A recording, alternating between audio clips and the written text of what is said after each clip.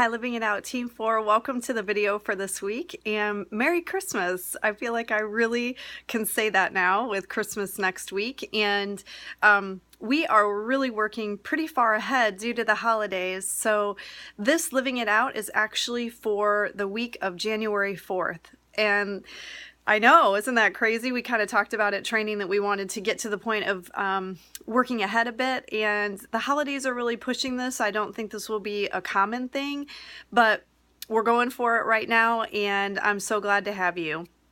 This topic is really sitting over the weekend, again, of the 2nd and 3rd, so coming right off of New Year's, and Nate is going to be giving the message, and we'll have a large component about fasting. The Living It Out is going to be very complimentary in terms of we're going to really dive into fasting, and even if the weekend service stays a little bit more high level, we're going to go into some pretty good detail about it. You'll see that here. And so this was an interesting one, not a topic that I've spent quite as much time in as I did with this outline, and so I hope it pushes you and challenges you in some of the same ways that it did me. So let's go ahead and look at what we have put together. On Monday, so before I get started, one other thought. We're going to do the what, how, when, and why of fasting, but we're breaking that up over the 5 days.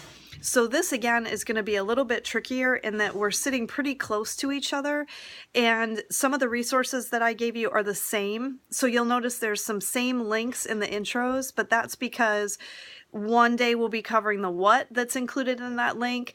Another day we'll be covering the why that's included in that link. Another day we'll be looking into some of the how and what to expect.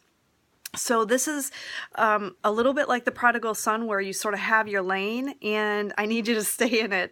So you'll see how I made a couple notations about that of don't stray into why when you're doing what, stay in the what. And it can get a little bit tricky through there. So just be careful and mindful of that, and we'll be fine. Monday is the what is fasting.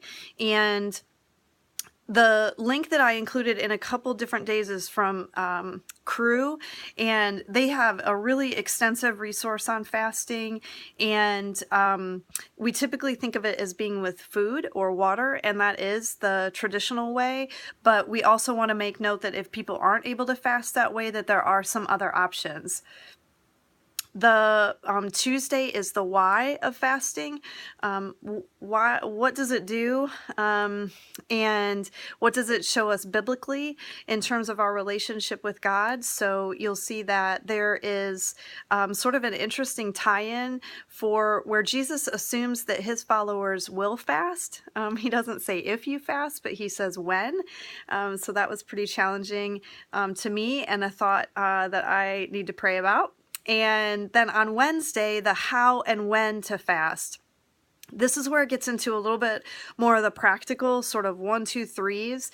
And I know in our new format, that's probably not going to feel maybe as easy to do. So you might find that the link has a lot of great steps how to. The other thing I should have mentioned before I jumped in here is that Hudi gave me a resource that he put together. So you'll notice when I pull from that resource, I've marked it as Hudi. And he had done some research and some things on it and had put together some things that I was able to pull on. So that's really our default, is to really start with that. But I also wanted to provide you a link so that you could kind of have some meat behind some of the steps and just be able to dive into it a little bit deeper if you needed to. So these how-tos, I would encourage you to do a numbered list or a bullet list. That's probably going to be the easiest, but you don't have to do every single one of them. There may be a way to also incorporate some things into Live. So just consider your whole day and how you can use some of the how-to there throughout the day. Thursday is about expectations, that killer word that gets us. Some of the sort of starting with what it isn't, but what you can expect, or potential benefits when our heart's in the right place. That's the thing about fasting, just like all of our steps in faith, is that it's really about the heart behind it, and these steps or acts or ways that we live it out are fantastic. But if we start with the living it out and just doing it for the sake of doing it, then we know that if it doesn't penetrate the heart, then it's really no good. And so these are really strong words in Matthew 6:16 about making sure that it's coming from the right place.